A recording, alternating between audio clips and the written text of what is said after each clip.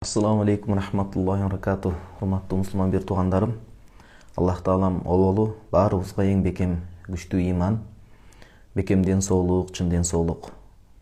Эки дүйнөнүн бакытты алайын, берекесин, бейишин насип кылган болсун. Айыккыс илдет ооруга чалдыккандан, шерменде болгондон, жүзү кара болгондон Кудай таалам баарыбызды сактасын.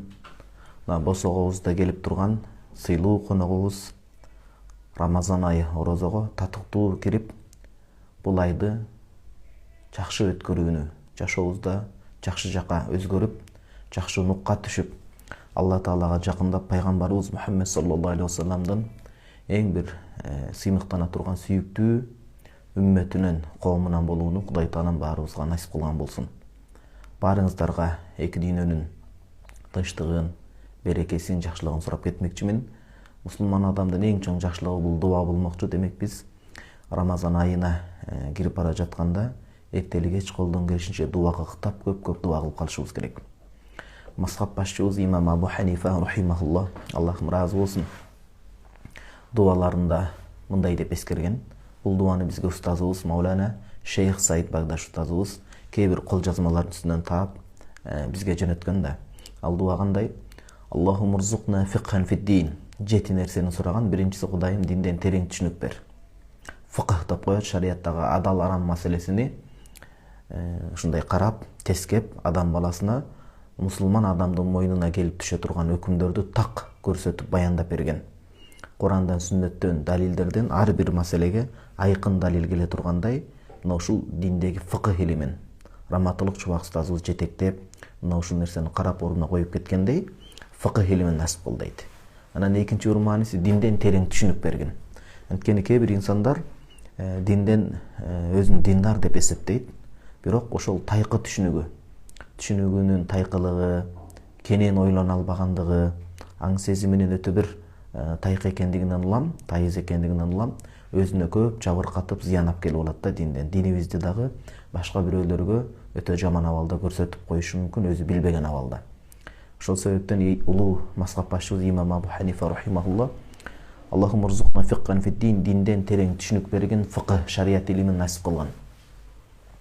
Ва зиядатан фил илм, экинчи дуасы, илимимди, билимимди күн сайын арттыргын. Өзгөчө Алла Таала өзүнө жакындата турган шарият илимдери, дүйнөдөгү керектүү, пайдалуу илимдерди көбөйтүп, ашырып берген Кудайым дейт. Үчүнчүсү, вассаатан фир ризк, рызкымды адалдан кенен кылгын. Ушундай бир рызкты насип кылган, эртеңки күнү кыяматта сурагы жеңил боло турган. Бул жалган жашоодо жакшылыкка себепкер боло турган, чоң иштерге өөлгө түзүп бере турган, жакшы сооптуу иштерге жетелей турган адалдан кенен рызкы бер дейт. Бүгүнкү күндө ошол таап аткан рызкыбыз шек күмөндөн алыс болуп, шариаттын максаттарына, таразасына, калыбына түшүп, ушундай бир шек күмөндөн алыс болуп, берекеге балкыта турган жакшы бир рызкыларга ошол рызкыны табууга аракет кылышыбыз керек. Ал нерсе үчүн өтө кор болуп, ден соолуктан ажырап калбастан, арам шек күмөндүү жолдорго барбастан туруп. Мисалы, реалдуу жашоого, күнүмдүк жашоого айтып келсек, көптөгөн адамдар өздөрү намаз окуйт, бирок билбейт экен да. Өткөндө жакында эле ушул бирөө суроо узатып калды. Ушундай лотерея ойнотсок болобу, кардарларды тартуу максатында деп белгилүү бир чектерди коюп, бул илгерки кумар оюндарына кирип калат да кээ бир сүрөттөр. Ошон үчүн өтө этият болуш керек. Лотерея оюнунан башка нерселерден шек күмөндүү нерсени адам өзүнө жугузуп, ошол аркылуу ибадаты аксап, дуалары кабыл болбой, орто жолдо кыйналып калбаш керек болот. Имам Абу Ханифа мазхаб башчыбыз, Аллахым ыраазы болсун, ошол үчүнчүсү, васаатан фир ризк, адалдан кенен рызкы берген. Ошол рызкы кыямат кайымда эсек сурагы жеңил боло турган болсун дейт, оор жүк болбосун. Ва афиятан фил бадан, төртүнчүсү, ден соолугумду чың кылгын, алты санымды аман кылгын, 363-өмдү түгөл кылгын жараткан Алла Таала. Бирөөнүн көзүн зарыгып карап калбайын, каргып карап калбайын, бирөөгө кор болуп, зар болуп калбайын деп, ушул ден соолуктун амандыгын, тынчтыгын тилеп атат да, баштын амандыгын. Андан кийин ва таубатан кабл маут, ар бир адамдын башында баарыбыз байкап, айкын, ачык, анык билгендей эле, ар бир башта өлүм бар. Кудай Таалам тобо менен, жакшы жүз менен Кудайдын астында, пайгамбарыбыз саллаллаху алейхи вассаламдын астында жана эли журттун астында жакшынакай иман менен, аброй менен дүйнө салышты, кайтыш болгону Кудайым баарыбызга насип болсун. Берекелүү өмүр, жакшы бир амалдарды таштагандан кийин. Ошону айтып атат, өлүмдөн алдын тобо менен күнөөлөрдөн тазаланып, арылып, жакшы жүз менен эч кимге шерменде болбой, өзүңдүн астында жаратуучу Кудайым эң биринчи кезекте жүзүм ак болуп кайтыш болгону насип кылды. Андан кийин орахатан индал маут, адамдын жаны чыгыш өтө кыйын экен. Өлүм учурунда жанымды рахат менен чыгаргын дейт. Мындайча айтканда, өлүм алдындагы кыйынчылыктардан, оор азаптардан өзүң сактагын. Кээ бир хадистерде келет, муну биздин аалымдарыбыз, өзгөчө имам Газали Ихя улумиддин китебинде кенен баяндайт, өлүмдөн алдыңкы оор абалдарды. Ошол жерде баса белгилеп кетет да, сүйүктүү пайгамбарыбыз Мухаммед Мустафа саллаллаху алейхи вассалам дагы бул ааламдын, адамзаттын мырзасы болуп, эң сүйүктүү Алланын пендеси, элчи, пайгамбары болуп туруп дагы өлүм алдында кандай оор жагдайларга жолукту дейт. Эң сүйүктүү зат ушундай болуп атса, сиз менен бизге кандай кепилдик бар, кандай жеңилдик бар дейт. Кудайдан кудуретинен, жакшылыгынан, мээриминен күдүр үзбөйлү, күдүр үзүп үмүтсүздүккө батпайлы, бирок ошол өлүмдүн бир жеңилчилигин сурап, Аллахым өлүм учурундағы ыймансыз кайтыш болуудан, ушул шайтандын тузагына түшүп акыркы салгылашууда, акыркы күрөштө утулуп калып, түбөлүп, бейишимди жок кылып ийүүдөн өзүң сактагын деп, өлүм учурундағы жандын аман эсен, ыймандын көлөкөсүндө сак саламат чыгуусун насип кыл деп суранып атат. Ва магфиратан ба'дал маут, 7-чи дуасы ушул, кайтыш болгондон кийин Кудайым баардык күнөөлөрүмдү кечирип, элге менин айыбымды көрсөтпөй, адамдардын айыбын мага көрсөтпөй, Кудайым өзүң ыйманымды аманат сактап, кабырымды жарык кылып, акырет сапарымды жеңил кылып, бейишинен насип кыл деп, кечиримиңди ыйгара көр деп суранып атат да. Иннека ала кулли шейин кадир би рахматика я архамар рахимин. Албетте сен баардык нерсеге кудуретиң жетүүчү, ырайымдуулардын ырайымдуусу, мээримдүүлөрдүн мээримдүүсү өзүңсүң Кудайым. Биз эч кимге кор кылба, зар кылба деген дуаны тиленип кеткен.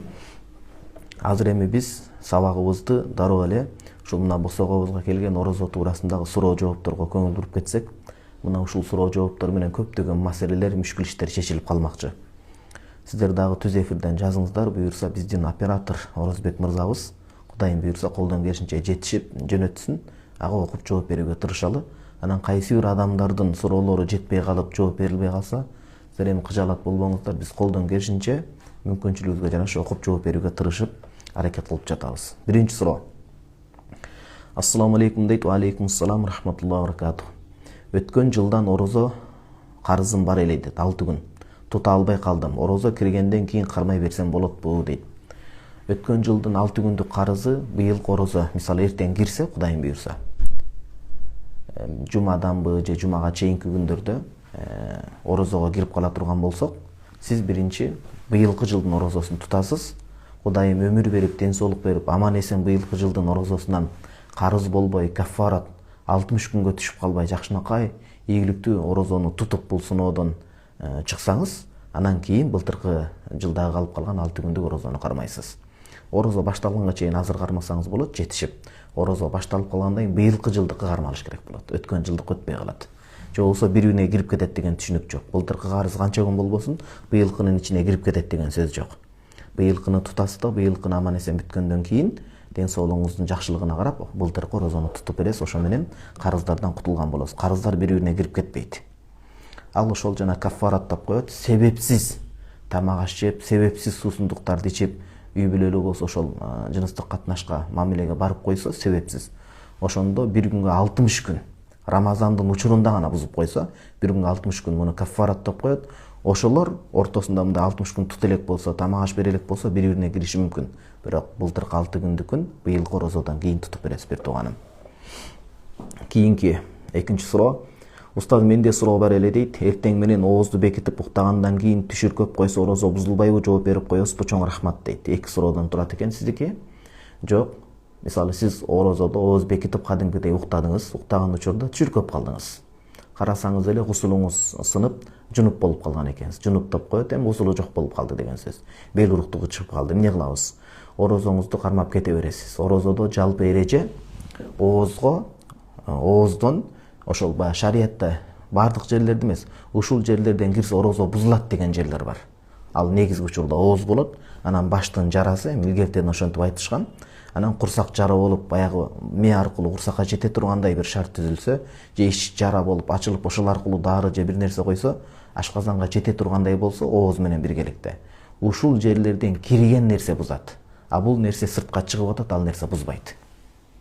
Демек, түшүркөп калсаңыз, ошондой бир мамиле же болбосо түнү сиз үй бүлөлүү адам болуп, жанагындай жакындык мамилеге барып, гусул алууга жетишпей калсаңыз, бир сыйра тазаланып, толук жуунбасаңыз да тазаланып, оозду бекитип, анан кийин багымдаттын убагын чыгарбастан барып туруп гусул алсаңыз жарашат.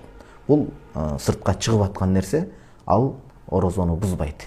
Ал дааратты бузат, ал гусулду бузат деген сөз. Бир эле учурда бузат, ал исключение бар. Оозу толуп кусуп, сыртка чыгып, ошол кайтып кетсе дейт. Экинчи сүрөтү атайылап колун салып кусуп туруп, ошону кайра кайтарып алса, ошол учурда гана атайылап кусуп, көңүлүн айлантып, анан оозу толуп кайтып кете турган учурларда гана бузулуп калбаса, башка учурда орозо кирген нерседен бузулат, жалпы чыккан нерседен эмес. Кирген нерсе дагы шариятта ошол баягы атайын бир айттык го, баштагы жарадан, ооздон, курсактагы жарадан ашказанга жете тургандай, анан ошол кирген нерседе адам баласынын баягындай ден соолугуна шыпа, дартына, илдетине шыпа боло тургандай, ден соолугуна ушундай азык зат боло тургандай нерсе болуш керек дейт. Бул баягы орозону бир күнүн бузуп, дагы 60 күн илдет кыла тургандай. Демек, сиздин сүрөттө жок, түшүркөп калдыңыз, туруп гусулду аласыз, эртерээк колдон келишинче, бирок орозоңузду улап кете бересиз, оозуңузду ачпайсыз. Экинчи бөлүгүңүз. Кыргызча эротикалык баян угуп, бул жагымдан суюк шилекей чыгып кетти, орозо бузулбайбы дейт. Орозо бузулбайт, анткени ал шилекей адаттен ба улуу нерседе уят жок. Сиз шарият маселесин сурап атасыз, анан көрүүчүлөр сураныч бул маселени туура кабыл алалы.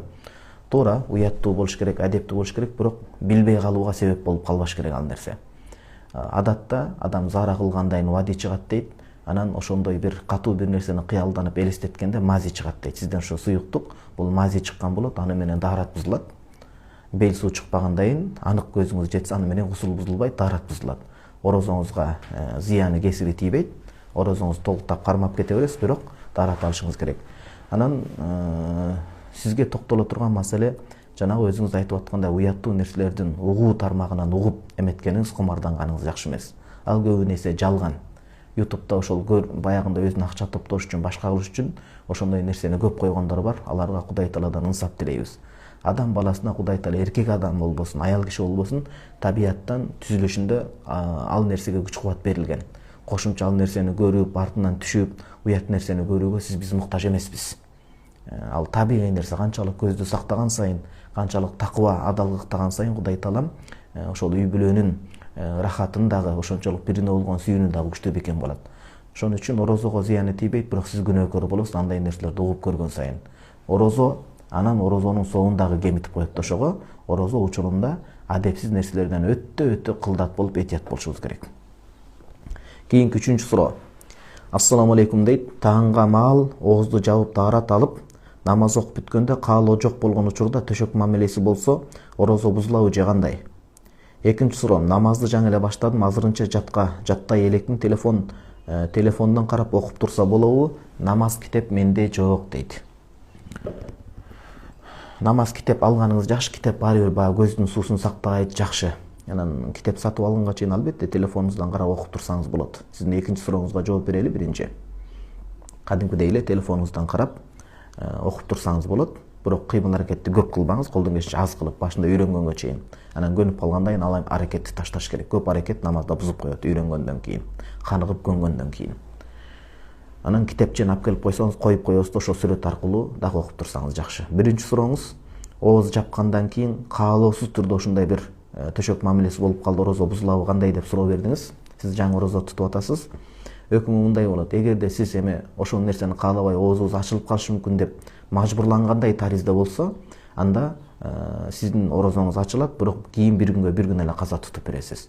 Анан жок, бир аз көңүл болбогондой болуп, бирок баары бир чогуу ошол биргеликте иш ала турган болсо, күйөөңүз менен ишке аша турган болсо, анда күйөөңүз экөөңүздөргө бир күн бул казасын тутуп бересиздер, анан 60 күн казасы кошулат. Натыйжада 60 күн каффараты болот дегеним.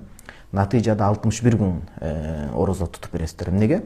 Бир күн жанагындай каза бузуп койгондук үчүн, бул чиста күндүн өзү 60 күн ошол күнөөнүн оор жүгү. Рамазан айында учурунда атайылап туруп ошо жыныстык катнашка барган себептен 60 күн каффарат болуп калат. Натыйжада 61 күн тутуп беришиңиздер керек болот.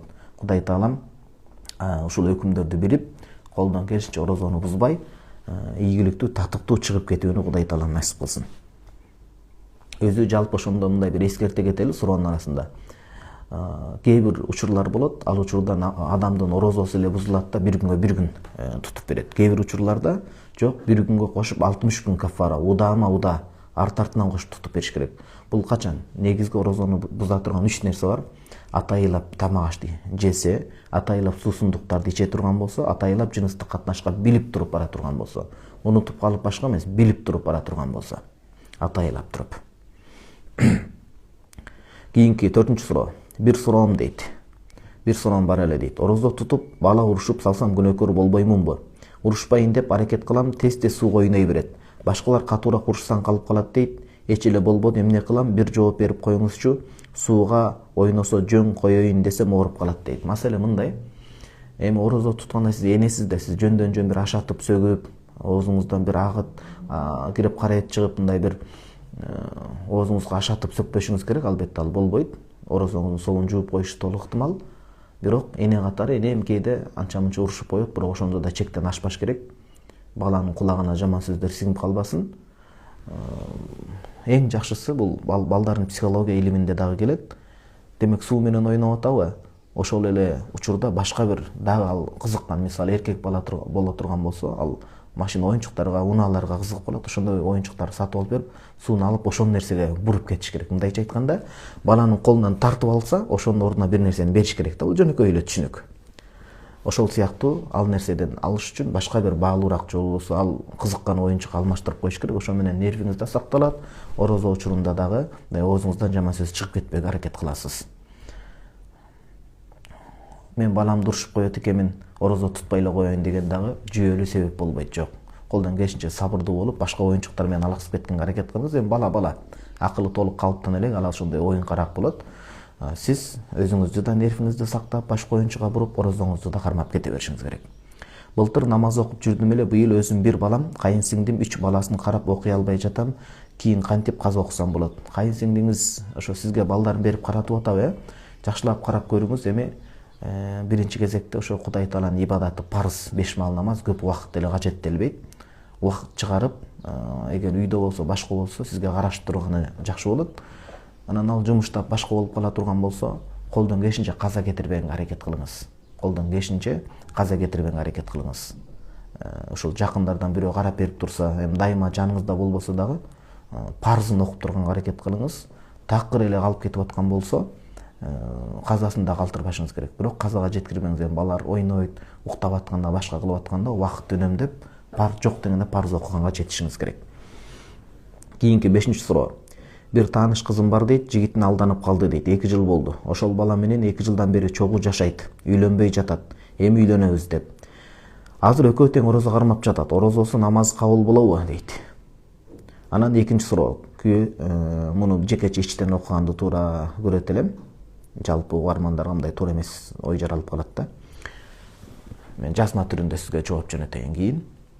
Биринчи сурооңуз, 2 жылдан бери ошентип никесиз жашап жүрүп, анан намазга келип, орозо тутуп атышат. Бул кандай болот? Эң чоң уят иш болот. Намаздын акыйкаты, орозонун акыйкаты адам баласы ошол адал жашоо кечирүү менен болот, адал жашоо менен кечирүү болот. Демек, эртерээк никеге турушсун. Сиз айтып жеткениңиз, сизге уруксат ушул видеону кыркып жөнөтсөңүз дагы чоң күнөө болот.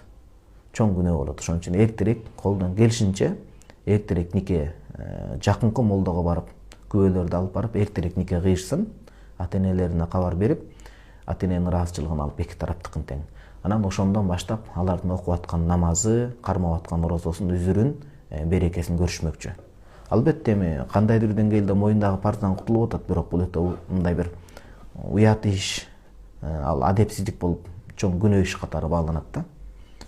Кармап аткан орозолордун кайрадан никени кармашсын деген маселе жок, бирок эртерээк никелерин кыйыш керек болот. 6-чы суроо. Менин суроом дейт. Жолдошум шаарга кетип 15 күн дегенде келди. Экөөбүз тең орозо тутканбыз. Келгенден кийин жыныстык катнаш болуп кетти. Кудайым өзү кечирсин, кандай кылсак болот дейт. атайылап унутуп калып эмес, мисалычы атайылап туруп жыныстык катнаш болуп кетсе 61 күн орозо кармап бересиздер. Орозо быйылкы орозону өткөрүп алгандан кийин татыктуу аман эсен 61 күн орозо кармайсыздар. 60 күн удама арт артынан. Анан ден соолук мисалы катуу кармай албай калып, катуу кыйналып ошол оорудан айыкпай тургандай абал болуп кала турган болсо, анда ар бир 60 күнгө 60 бечара мискин адамга тамак берилет. Бул качан дедик? Орозо кармай албай, кийин дагы бул оорудан айыкпайт.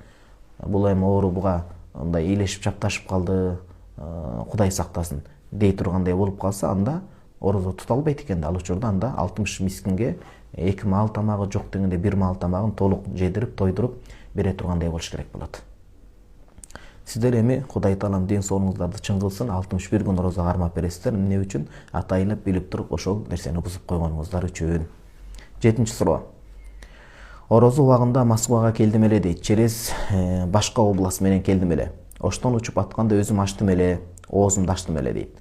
Жолдо көп жүрүп калат экенмин деп. Эми 60 күн тутуп беришим керекпи, же кандай болуп калат? Сапарга чыкканда ооз жаппаш керек эле, мен жабып алдым эле дейт. Маселе мындай Ханафи мазхабта. Бир адам ниет учурунда, мисалы, түндө же болбосо шашкы убактысына чейин орозо тутуп туруп чыгып кеткен болсо, оозун ачпаш керек. Оозун ачып койсо, бизде мына сол жагыбызда китеп турат, ихтияр деген Абдулла Маусули. Хижраттын 683-жылы кайтыш болгон 7-чи кылымдын алымы. Ушу киши гана сиздин сүрөтүңүздө орозо тутуп туруп сапарга чыгып оозун ачып ийсе 61 күн деп айтат. Бир күн казасы 60 күн жанагындай оор жазасы дейт. Бирок фатва буга берилбейт. Көпчүлүк аалымдарыбыз жок, сапарга чыгып туруп оозун ачып ийген болсо, анда ал адам бир күн эле казасын тутуп берет дейт. Аллага шүгүр, экинчи мындай кылбаңыз, сиз бир күн эле каза тутуп бересиз. Бул биздин Бахр Райык Ибн Нужейм Аллама Зейн шунда келет, Фатава Захирия де келет, Маракил Фалах ага берген Хашат Тахтави. Көптөгөн китептерибизде ушуга фатва берип ушуну айтышат. Ханафи мазхабта сапар качан үзүр болот? Чыккан күнү эмес. Эгер көп сапар кыла турган болсоңуз, биринчи күн орозо тутушуңуз керек болот.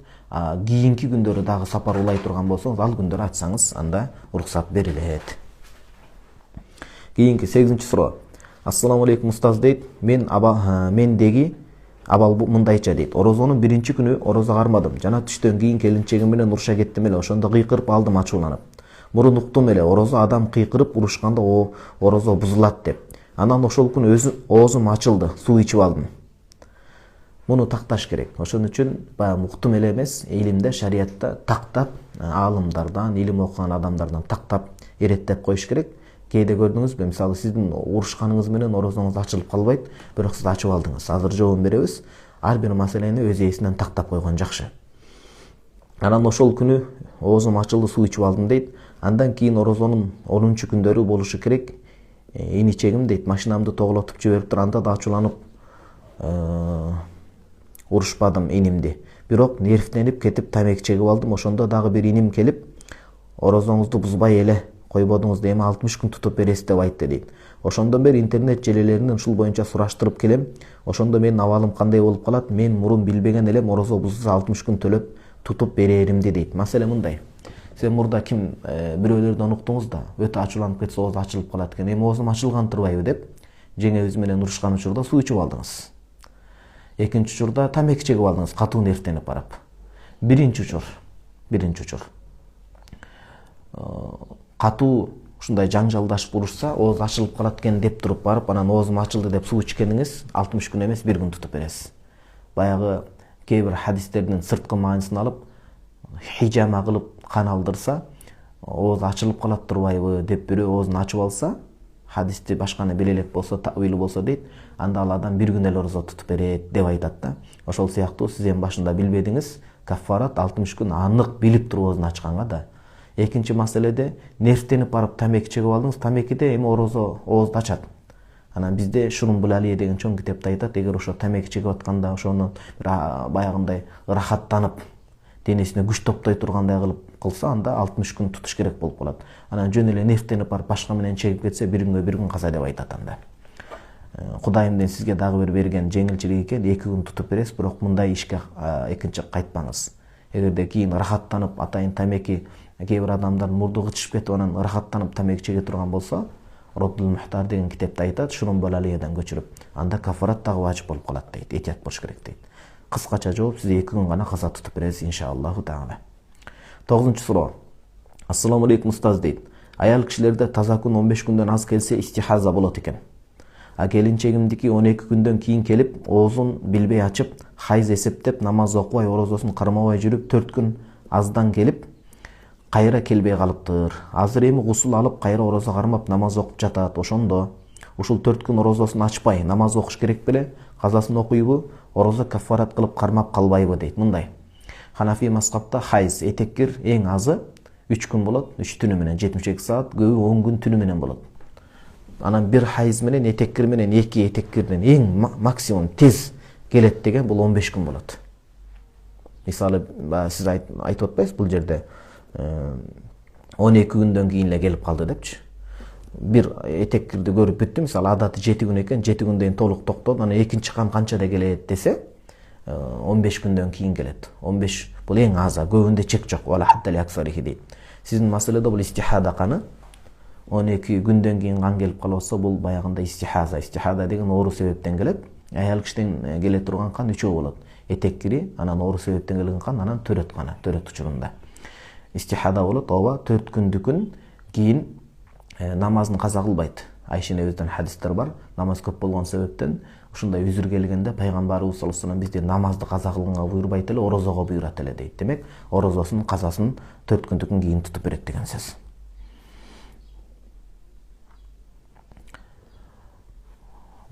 Аял киши этеккир келсе, мисалы бир адам аял кишиники мисалы 7 күн адат келип калса, же 10 күн келип калса, хайздын көп күнү. Ал ошо 10 күндүн казаларын эмне кылып бербейт, тутуп бербейт. А бирок биздин учурда сиздики бул хайз келбей истихаза келип калды да, ошон үчүн бул жерде тактап коюңуз, 4 күндүн намазын да кайтарып берет, бул хайз эмес болуп атат. Таза күндөр болуп атат. Анан ошондой эле орозосун да кайтарып берет. Демек сиздин сурооңуз 4 күн орозосун да кайтарып берет, 4 күн казасын кармап, намаздын да казасын окуп бериш керек болот. Кийинки 10-чу суроо. Ассаламу алейкум дейт, орозодо кулакка дарытамыз, орозо бузулат деген чынбы? Ооба, бизде Ханафи мазхабта келет. Ау ақтара фи узунихи даваан дейт. Кулак маселесинде, кулак бул башка тиешелүү да, баш аркылуу ашказанга жетип калышы мүмкүн деп айтат. Баягы баштагы жара ичи. Анан ооз, андан курсактагы жарат аркылуу, же болбосо адамдын ошол баягы ылдыйкы мүчөлөр аркылуу деп айтылат. Ва ин ақтара ала узунихи даваан деп келет көп китептерде. Кулагына май койсо дейт. Май жылып мээге азык зат болуп ашказанга жетиши мүмкүн деп илгерки алдымдарыбыз айткан. Ал эми суу кире турган болсо, жок, суу биякта сып туруп эле кайра чыгып калат. Баарыбы сууга сүзүп башка болгондо суу кийин чыгып кала берет го. Сууда орозо бузулбайт, ал эми майда бузулуп калат кулак аркылуу деп айтышат. Анан кээ бир азыркы замандагы кээ бир аалымдар, Мустафа Зарко жана башка чоң аалымдар кайтыш болгон кече жакында. Бул кишилер айтышат, кулактагы май кирсе деле бузбаш керек болот, анткени бул ашказанга жетпейт дегендер бар да. Бирок биз фатваны илгерки аалымдарыбыздын китептерине беребиз, ошол этият кылыш керек, кулакка май коюудан орозо учурунда орозо бузулуп калыш ыктымалы бар. А бирок суудан бузулбайт. Анан кулагына дары коюп бузулганда кийин каза эле болот бул. Бир күнгө бир күн тутуп берет деген сөз. Бул этият маселеси. 11-чи суроо. Ассаламу алейкум дейт, устаз. Витр садакан орозо бүткөндө берсе болобу, мүмкүнчүлүк болбой жатат. Чындап мүмкүнчүлүгүңүз болбой жатса, албетте орозо бүткөндөн кийин берсеңиз болот. Мындайча айтканда, орозо айттан кийин деле берсеңиз болот. Ханафи мазхабта орозо айттан кийин жөнөкөй садака болуп калат деп биз аны албайбыз. Ал башка мазхабта ошондой. Башка мазхабта орозо айтка чейин садакасын берип калса, моюндагы милдет амалдан кутулат, важиптен. А эгер андан кечип калса, жөнөкөй эле күнүмдүк чыгарылган садака болуп калат дейт. Бизде андай эмес, моюнда важип болуп тура берет, карыз болуп. Анан сооптуураак болсо, бир ишеничтүү досуңуз, тааныш адам болсо, карыз алып ошону төлөп туруңуз, кийин өзүңүз акчаңыз болгондо кайтарып бересиз. А бирок бирөөгө карызданбай, бетимдин суусун төкпөйүн кийин берем десеңиз дагы жарай берет. Бул мүмкүнчүлүккө жараша. Маселе мүмкүнчүлүгү болуп туруп төлөбөй койгон адамдарда болот. 12-чи суроо. Менин байкем орозо кармайт, ооз ачкандан кийин уят нерселерди көрөт, эмне кылсам болот дейт. Дуада ыйлап Кудай Тааладан ынсап сураш керек. Биз мусулмандар бүгүнкү күндө дуа маселеге көп кайтпай калдык. Пайгамбарыбыз саллаллаху алейхи вассалам айтат: "Ад-дуа муххул ибада" дейт. Дуа бул ибадаттын маңызы, каймагы дейт. Элестетиңиз, сары май, сүтү, каймагы деп атат да. Ошон үчүн көп дуаларда бир туугандарыбызга, ата-энелерге, жалпы эли журтубузга, дүйнөдөгү адамзатына, мусулман коомчулугуна, элдерине дуа кылышыбыз керек. Ошон үчүн да агаңызга, байкеңизге көп дуа кылыңыз. Анан экинчиден ошол китептерди алып келип бериңиз. Ушул тармакта пайгамбарыбыз саллаллаху алейхи вассаламдын өмүр таржымалыгын, арам нерселерди кароо ушул тармактадыр. Бизде Кудайга шүгүр китептер канча которулуп калды. Кыргыз тилинде, башка тилдерде. Ошону алып келип үйгө койсоңуз, окуп, Кудайым буйрса дуаңыздын берекети менен ушу менен токтоп калар. Анан мүмкүн болсо даватка чыгып турсун, көчмө медресе, муфтияттын уруксат алып, ошо чөйрө менен барып тазаланып, ошо илдеттер да калып кетет. Бул мындай эмес да, көпчүлүк адамдар баягы ооз ачканга чейин гана, күн батып, шам намазын азан айтылып, орозонун убактысы бүткөнгө чейин гана ошол нерседен тыйыш керек. Ооз ачкандан көрсө боло берет, кылса боло берет деген түшүнүктөр болуп калат эми карапайым калктын ичинде. Мындай калпсыз туура эмес түшүнүктөрдөн этият болуш керек. Бул болбойт. Адам жашоосунда өзү этиятташ керек, орозо учурунда өзгөчө.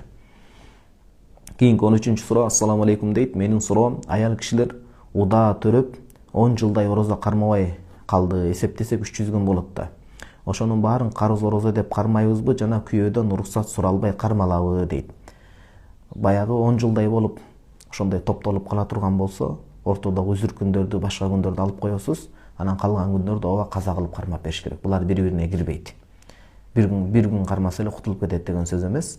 Эми Кудай ден соолук берсин, бара-бара акырын бөлүп кармасаңыз болот. Кудай Таала жеңилчилик берген. Баягы жеңил себептер менен, үзүр себептер менен ачканда каза bir күн тутулат го. Ошону удама туткан жакшыраак, бирок мынчалык көп санды бөлүп тутсаңыз, кыштын күндөрүндө Кудайым өмүр берсе, эртелетип тутсаңыз, ошентип аста-секин кутуласыз. Кудайым ден соолук берсин. Ооба, маселе ошондой. Кийинки 14-суроо. Саламатсызбы устаз дейт. Аллага шүгүр. Ушундай суроо туулду. Аллахым өзү кечирсин. Суроо төмөндөгүчө дейт. Ороз айында шайтанга тутулуп, нафсинин кулу болуп, түнкүсүн зина же мастурбация кылып койсо каффарат болобу дейт. Эки нерсе терминди билип алалы, туугандарым. Оң кол каза болот, бул bir күн деген сөз. Экинчиси каффарат дегени Рамазан айына гана тиешелүү болчу. Рамазан айында себепсиз атайлап ичип жеп же жанагындай мамилеге барып койсо, анда 60 күн дедик. Анан ага bir күн кошулат, натыйжада 61 күн. Бул каффарат деп айтабыз. Рамазандын гана орозосун бузса. Кээ бир адамдар суроо берет. Былтыркы Рамазандын казасы калган да, ошону быйыл бузуп койсо да 60 күнбү? Жок, ага bir күн болот. Рамазан айында, кайра кайталап айтам, Рамазан айында гана себепсиз билип туруп ачып койсо, анда ошол учурда 60 күн каффарат, bir күн каза болот. Сиздин сурооңуз эми Рамазан айында орозо тутула турган учурда таңзаардан ошол кечки күн батканга чейин зина кылып койгон болсо, Кудай сактасын, ооба 60 күн каффарат, bir күн каза кошулуп, 61 күн кармап, анан тобо кылыш керек. Зинага барбай мастурбация кылып койсочу, анда да тобо кылыш керек. Анткени мастурбация боюнча бизден башка мазхабтарда катуу айтышкан, биздин аалымдар айтышкан, анда шарттар бар, бирок жакшы эмес. Ошон үчүн бул жакшы эмес, күнөө иш. Мастурбация кылса, орозо бузулат, бирок 60 күн каффарат эмес, bir күн каза. Анткени бул жерде толук шахваттанып аткан жок. Баягы кемчиликтүү болуп атат да. Сүрөттөн эле баягындай болуп атат, бирок толук рахат алган жок. Ошон үчүн мастурбация кылган учурда bir күн казасын тутуп бериш керек. Өкүмү жеңил турбайбы деп адам ошого жеңил ойлоп калбаш керек. Бул оор күнөөлөрдүн бири. Өтө этият болуш керек. Кийинки 15-суроо. Ассаламу алейкум дейт. Орозо кармасам эле ачууланып жаман боло берем, бул эми неден улам болот? Кээ бир адамдар көп сурайт. Орозо кармасам жаалым чыгып, ачууланып калам, адамдарды силкип кагып калам. Бул ошол сабырсыздык биринчиден, анан экинчиден орозону аз кармагандын белгиси. Адам орозонун маанисине, маңызына жетип, бирөө үчүн эмес, Кудай үчүн кармайт. Өзүм үчүн кармайм. Кыяматта эртең катуу мээ кайнаткан ысыктык болгондо, ушул туткан орозом Кудай кабыл кылса кемчиликсиз, мага көптөгөн жакшылыктарды алып келет деп. Кудай үчүн ниетти түздөш керек, адам үчүн эмес. Кээде мисалы, бир адам орозо кармайт да, кармабагандарды баардыгы мага кызмат кылгыла, милдеттүүсүңөр деп түшүнүп алат да. Андай эмес. Албетте, ата-эненин балдары сыйлаш керек, бирок ошону да милдет кылып кокок алып калбаш керек да. Милдет кылып албаш керек. Ошон үчүн сабырдуулук бул жерде көтөрүмдүү болуш керек. Орозо аркылуу ушул сабакты үйрөнүп. Анан экинчиси, ошол орозону көп кармасаңыз, бара-бара көнүп каласыз буюрса. Башында ошондой ой туула берет. Мен кармай албайт окшойм дегендейчи. 16-суроо. Ассаламу алейкум устаз дейт. Фыкыхтан касам бабын окуп жатканбыз дейт, ант ичүү маселеси.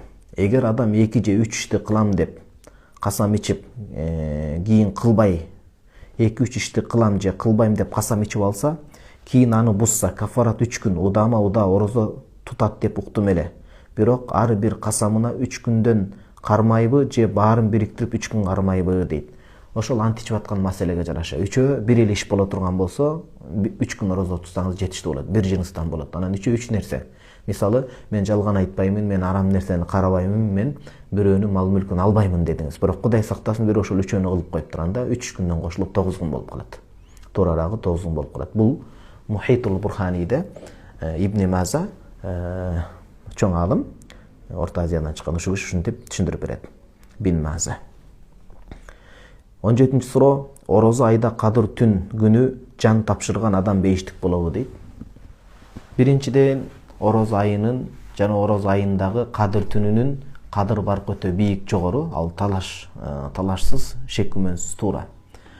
Кадыр баркы бар, өзүнүн жакшылыктары бар. Мисалы, Имам Бухари Муслим риваят кылган хадисте пайгамбарыбыз саллаллаху алейхи вассалам айтат: "Мен кама лейлатал кадри имана ва ихтисаба, гуфира лаху ма тaqaddama min zambi." Кимде-ким Рамазан айында кадыр кечесини, ошол күнгө туура келип, ошол кадыр кечесини ибадат менен, Кудайдан соопту үмүт этип, илгери үмүт тилек мененчи жакшынакай өткөрө турган болсо, ибадатка чөмүлүп, анда өткөн күнөөлөрдүн баардыгы кечирилет дейт. Ошондой эле хадис жакшынакай орозо тутса деп келет. Рамазанга Кудай Таалага толук иман келтирип, ушунун үмүтүн, сооптон үмүтүн үзбөй тута турган болсо дейт. Анан кээ бир адам кадыр түндө эле кайтыш болуп, арак ичип башка болгон болсо, эми аны кескин түрдө бейиштик болду, тозак азабы болбойт дей албайбыз. Кудайдын каалоосуна тапшырылат. Кудай мээрими менен бул айда мээрим өзгөчө жайт Рамазанда, анан кадыр түнүндө, Рамазан айында. Балким Алла Таала ошол мээрими менен иншалла ал адам күнөөсүн кечириши мүмкүн. Албетте. Бирок муну кескин түрдө айта албайбыз. Ал эми ошол күнөөкөр адам кайтыш болгон болсо, иманы болуп, бирок чоң күнөөлөрдү кылып кайтыш болгон болсо, Аллах ырайымы менен кечириши мүмкүн, же адилеттүүлүгү менен азапташы мүмкүн. Ошон үчүн эч качан биз бирөөгө бул бейиштик, биз тозоктук деп айта албайбыз. Бирок үмүт кылабыз. Ушундай берекелүү айда кайтыш болду, о Кудайым мээримиңди жагдыргөр дейбиз. Адам ошол күнгө эле туш келип калбастан, ошол амалы менен, Кудайга болгон жакшы бир хуснул зон дейт, жакшы күмөнү, жакшы ойлору, жакшы ибадаты менен бирге жүрсө, анда ошондо дагы үмүт көбүрөөк жаралат. 18-нчи суроо. Салам алейкум дейт. Орозо учурунда айылдарда шаардын кээ бир мечиттердин ичинде ооз ачылат, анан ошол эле жерге намаз окулат жамаат менен. Биз дагы ооз ачканбыз. Эл менен мечиттин ичинде билбей. Устаздар айтып жатат, мечиттин ичинде тамак ичкен, уктаган жана башка нерселер макруу деп. Ушул кандай болот? Катуу эскертип койсоңуз рахмат дейт. Эми Кудайга шүгүр, азыр адамдардын акыл деңгээли өсүп, шарияттан илим билими терең болуп, өзүнчө жанагындай мечиттен өзүнчө ар жакта дааваткана сыяктуу адамдар дааватка келгенде, ошондой тамак аш иш чара уюшулуп калганда, ошол жерден мечитке баягындай мындай бир адепсиз өөн учураган иштерди кылбастан ошол жерде кылганы жакшыраак болот чындап эле. Мечит таза сакталып, ибадат үчүн, сабак үчүн, Куран окуу үчүн арналганы жакшы. Ошондой шарт менен мечит курулса, бүгүнкү күндө жакшы. Мисалы, бул Саудия мамлекетинде биз окуп аткан ушул Египет өлкөсүндө дагы атайын мечиттин жанында атайын окула турган жер, тил окута турган жер, келип үйлөнүп кете турган жер, ушундай сонун нерселерди кошумча комплекс кылып курушканда, биз дагы барабар ошондойго барышыбыз керек.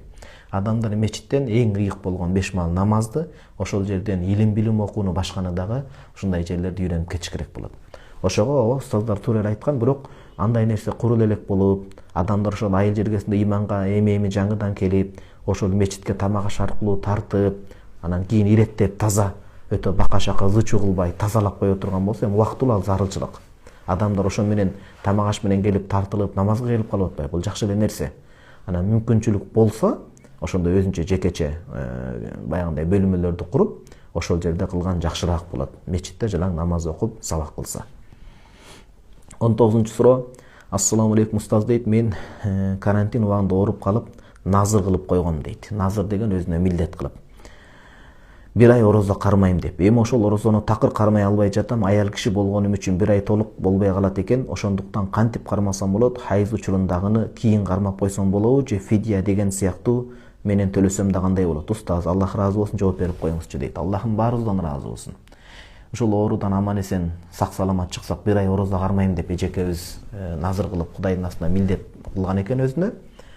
Жок, сиз орозону кармап кете бересиз. Үзүрлүү күндөр келип калганда, ал күндө ал баягындай үзүр күндөр болот. Кийин ошол айды толуктап коесуз. Bir ай толук десеңиз, анда мисалы 10 күн жанагындай үзүргө кетип кала турган болсо 10 күндүк кийинчерээк тазаргандан кийин кармап кое бересиз. Фидия бул орозону кармай албай калган учурда, ден соолукка байланыштуу карып калган себептүү болсо төлөнөт. Сиз тазарган учурда толуктап кое бересиз, Кудайым буйрса. 20-суроо.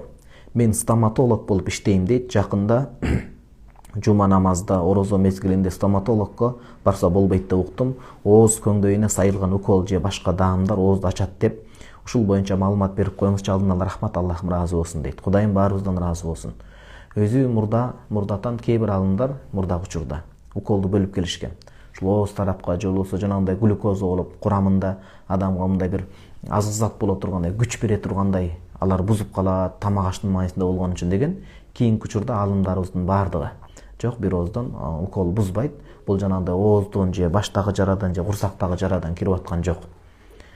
Ошол себептен орозолор бузбайт. Бул жанагындай оозго сайылганда ал дагы бузбайт. Бир гана ошол ооздогу нерсе топтолуп туруп тамактан ары өтүп кете турган болсо анда бир жөн бирок этияттаныш керек. Тамакка чуркатпай, кетирбей, акырын чайкап, жанагы өзүнүн жери бар, ошол жерге түкүрүп коюш керек болот, бүркүп. Бирок уколдун өзү менен эле ал эмне болбойт, ороз ачылып калбайт. Эми колдон келишинче ошол жумуштан кийин ооз ачкандай иштегенге аракет кылыңыз. Бирок сиздин кесибиңиз ошол болуп, үй бүлөңүз ошол аркылуу багып аткан болсоңуз, жок, ишиңизди уланта бересиз. Кийинки 21-суроо. Ассаламу алейкум рахматуллахи ва баракатух дейт. Ар бир айдын мусулман айынын 13-чү, 14-чү, 15-чү күндөрү орозо кармаш үчүн дегенибизди кадимки эле число менен кетеби же башка саналабы? Мусулман айыбына туура келгенде дейт, болгондо дейт. О айямыл бийт дейт, ак күндөр деп коет. Ар бир айдын 13, 14, 15 бул хижри жыл санак менен эсептелет. Мусулмандын айы менен эсептелет. Ал биздин жанагы 13, 14, 15ке туура да келиши мүмкүн, милади, туура келбей да калышы мүмкүн. Бул мусулман жыл санагы, ай санагына каралат, бир тууганым. 22-суроо. Ассаламу алейкум устаз дейт. 8 айлык боюмда бар. Дарат алганда колум бутума жетпей кыйналып жатам. Бул учурда кандай кылсам болот дейт. Эми үй бүлө болгондойн, үй бүлөдө адал нике менен баш кошкондойн сүйүү деген болот, бирине күйүү, туруп берүү деген болот. Мүмкүн болсо, ал дагы баласы болот келечекте, ибадатты албаш керек. Агабызга айтып берсеңиз, эгер бала чакаңыз чоңой элек болсо же азыр жок болсо, агабыз ошо бутуңузга даратка суу куюп берип койсо, бул өтө жакшы. Бул чыныгы сүйүүнүн, бири-бирине туруп берүү, колдоп берүүнүн бир элеси. Ошо менен бет беделим түшүп калат, мен эркекмин дебеш керек. Бул ибадатка жардам берип атат. Аялы деле эркектин көп жумушун кылып берип атпайбы? Ошон үчүн агабызга айтып, бир суранып, же болбосо үйдө сизге ошол жакын туугандарыңыздан куюп бере турган бирөө барбы? Зарылчылык куйдурсаңыз, муну менен бир макрух ишти күнөөкөр болуп таратыңыз өтпөй калбайт. Сиз кыйналып атасыз, бала угрозага түшүп кыйналып калбаш керек. Айтор бирөөгө куйдуруп туруңуз, же болбосо баягындай өзүңүз бир жолун табыңыз. Азыр эми заман өнүкпөдүбү? Жанагындай отуруп деле ажаатканага, душка, баняга кирип ошол аркылуу сууну түшүрсөңүз дагы болот. Бирок таямын уруксат берилбейт. Анткени сууга сиздин мүмкүнчүлүгүңүз бар да. Такыр эч ким жок болуп, күйөөңүз алыста болуп, жанагындай суунун мүмкүнчүлүгү жок болсо, ал бир маселе эле, бир жөн эле, бирок жолун табыңыз. Таямга уруксат берилбейт. 23-суроо. Ассаламу алейкум дейт. Мен былтыр орозонун казасын кармап атат элем. Бүгүн оозумду атайлап ачсам болобу же кафаратка өтүп калабы дейт. Эми атайлап ачпаганга аракет кылыңыз, бирок ачып койгон болсоңуз, бир күнгө бир күн эле болот. Неге жана жогоруда айттык? Былтыркы орозонун казасын үзүр себептен, катуу кыйналып үзүр себептен ачтыңыз, мисалы. Үзүр келип калды сизге. Ошол бир күндү тутуп атып, орозонун казасын былтыркы. Ошону да атайлап ачып ийдиңиз. Бир күн эле тутуп бересиз. 60 күн деген жок. 60 күн качан дедик? Рамазан айынын учурунда, мезгилинде. Себепсиз ачып койгон болсо, ошо 60 күн болот. Бир тууганым, унутпаңыздар муну. Бисмиллахир-рахманир-рахим.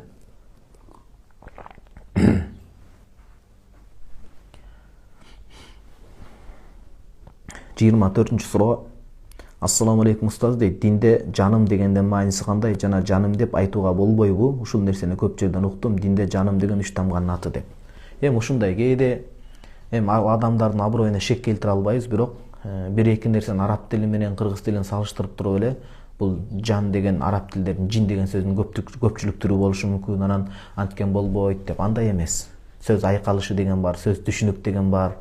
Бир сөз, мисалы араб тилинен болсун, перси тилинен болсун, башка тилден болсун, чагатай тилинен болсун, кыргыз тилине киргенде анын ошол кыргыз тилиндеги маанисине каралат. Оңгу катары, башка катары туура каралышы мүмкүн, бирок бул жерде азыр өзүбүздүн тилинде колдонулган каралат да. Никесиндеги жубайына, Нике деген эмес. Сүйүктүүсүнө, аялы күйөөсүнө, күйөөсү аялына жаным десе болот. Жинди чакырып аткан болбойт, кыжалат болбоңуздар. 3 тамга деп аны баягындай шилтеме кылып ага андан коркуп бул жаным мындай болуп калат экен деп өтө акылдуу боло бербеш керек, илимдүү, билимдүү боло бербеш керек. Жок, бул уруксат эле сөздөр. Эгер эркек адам, бизде Шейх Шаннар устазыбыз айтат, чоң аалымыбыз Абдусалам Шейх Шаннар. Ал киши айтат, эгерде эркек никесиндеги аялына жакшы сөздөрдү, менин ханышайымым, менин сулуум, байбичем, жаным деп айтпаса, ошол жакшы адал сөздөр менен кулагын каныктырып турбаса, корс болсо, копол болсо, ал башка бирөөлөрдөн ошону күтүп калат дейт. Ошондой эле аял заты да күйөөсүн өзүнүн жакшы сөздөр менен айтыш керек. Эми сырттагы адамдарга уялгандай болот, бирок экөөнүкү бири-бирине айткан сөздөр адал, сооп болот. Ошон үчүн андан кыжалат болбоңуз. Эч бир жерде жаным деген сөз жиндердин сөзү болуп калат экен, айтса болбойт деген сөз жок. Ал араб тилинде ошондой. Жанни же болсо жиннияти деп атса анда бир жөн. Ошон үчүн ал кыргыз тилине эч кандай тиешеси жок. Андан кыжалат болбоңуздар. 25-нчи суроо. Суроо Москва шаарынан дейт. Таравих намазынын ордуна каза окуса болобу? Баары бир өз алдынча окууга дуушарбыз дейт. Жамаатка жетишпей калат экенсиз да сиз. Экөөнү тең калтырбаңыз. Бизде Шейх Шурумбулали чоң алым Маракил Фалах Нурил Дахта айтат, тарави намазы өзү сүннөт. Аны эркектер өзгөчө. Жамаат менен окуш өзүнчө бир суннатул кифая дейт. Мындайча айтканда, жамаат менен окулбай калдым, болду, үйдөн каза окуй берейин деген жок. Тарави намаз жанагындай мындай бир өтө жүйөлүү, зарыл себептерден жамаат табылбай калса, мисалы Россияда болуп, башка болуп, ал учурда таравинин өзүн окуштагы бекемделген сүннөт намаз болот. Аны жамаат менен эркектер менен окуш бул суннат кифая дейт. Көпчүлүк аткарса соо болот. Баардыгы тең үйлөрүндө окуп алса, зеригип, анда баардыгы күнөөкөр болуп калат. Ошого жок, сиз каза намаздарды да окуңуз, анан 1-2 шерикти таап окуганга аракет кылыңыз жамаат менен. Такыр эле жолу жок болсо, үйдөн да калтырбай окуп туруңуз. Таравиге да жетишиңиз, казаны да окуңуз. Экөө орду менен кете берсин. 26-нчы суроо. Ассаламу алейкум дейт. Рамазан айында тахажжуд маалында жана кадыр түндө таспих намазын окуса болобу? Болот. Атайын келет го шариятта.